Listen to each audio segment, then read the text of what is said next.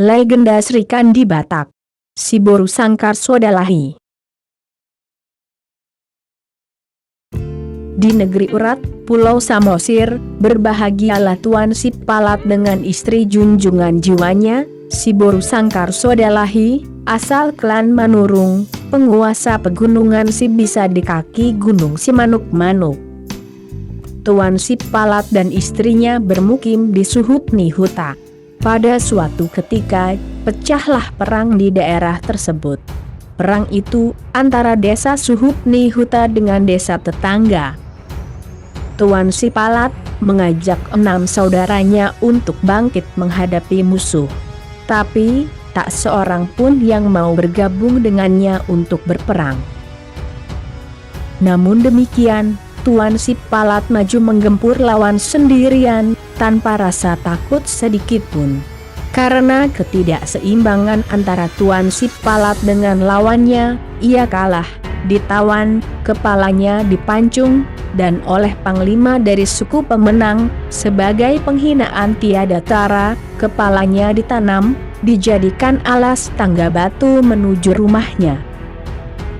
Martabat klan yang kalah perang itu sudah terinjak-injak. Apalagi ketika si Boru Sangkar Sodalahi membuat keputusan yang sangat memalukan negeri itu. Tak terbayangkan, dia malah main mata, bercumbu rayu, dan kawin pula dengan kepala suku yang memenggal kepala suami pujaannya itu. Sehari-hari, pekerjaannya adalah bertenun. Dalam belayan suaminya yang baru, si Boru Sangkar Sodalahi menenun ulos lebih rajin lagi, dan hasilnya lebih indah pula. Dia menyuruh suami barunya membuatkan bahan pewarna yang lebih bermutu, yang dibuat dari ramuan alam. Sehingga suaminya itu sibuk sampai malam hari. Inilah tanda kasihnya pada istrinya yang cantik itu, istri lawan yang telah dia taklukkan dengan darah. Apabila malam sudah melingkup seluruh gunung, berbaringlah sang suami di pangkuan istrinya, hanyut dalam elusan tangan dan bujuk rayu si Boru Sangkar Sodalahi. Begitulah kemesraan mereka setiap harinya. Suatu malam, dalam belayan dan kata-kata yang menenteramkan hati, yang dibisikkan si Boru Sangkar Sodalahi, sang suami dengan manjanya merebahkan kepalanya di pangkuan si istri. Karena lelahnya bekerja seharian, sang suami langsung tertidur lelap dan mendengkur. Tangan si Boru Sangkar Sodalahi membelai jakun di leher suaminya. Namun kali ini, bukan asmaranya yang menggelora, tapi keinginannya menuntaskan obsesi untuk melampiaskan dendam atas kematian suami pertamanya, Tuan Si Palat. Tak berpikir lama, kemudian ia menoleh ke kiri dan ke kanan seraya diam-diam menyisipkan tangan ke bawah tikar. Kemudian dari situ dihunusnya sebilah pedang.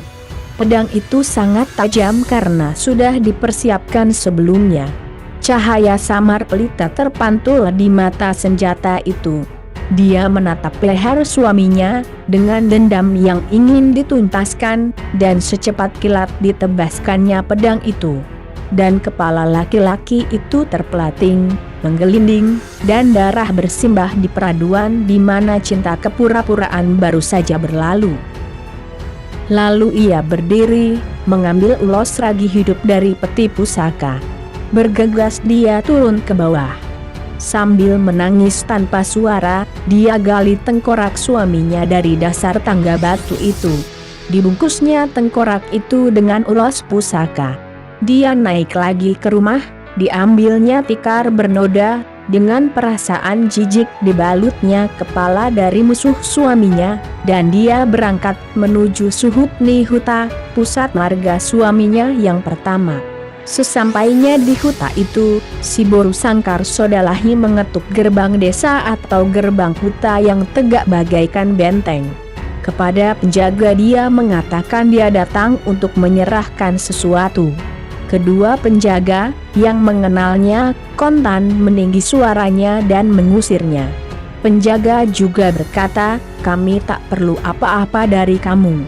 Tunggu kami pada waktunya ke tempatmu, mengambil kepalamu, dan kepala suamimu itu."